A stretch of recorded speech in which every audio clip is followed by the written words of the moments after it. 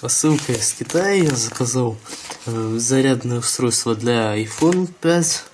И сейчас я его распакую и проверю.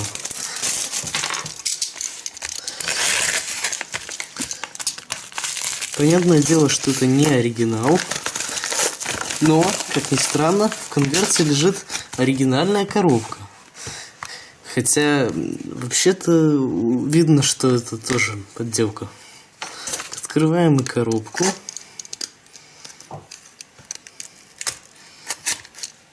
Так.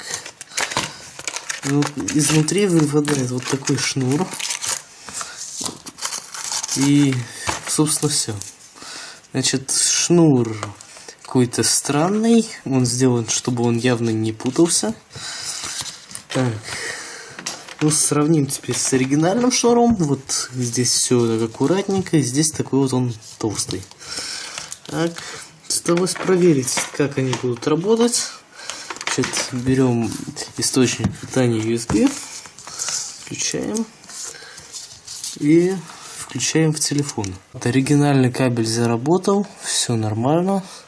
Сейчас еще раз китайский попробую. Но китайский, похоже, работать уже не будет. Так. Ну вот, видите, он то работает, то не работает. Это очень плохо. Это значит, что за 1-2 ночи весь расход аккумулятора будет использован. И, кстати, он еще, помимо всего прочего, не сертифицирован. Ну вот, собственно, и все, что я хотел вам сказать. Значит, все.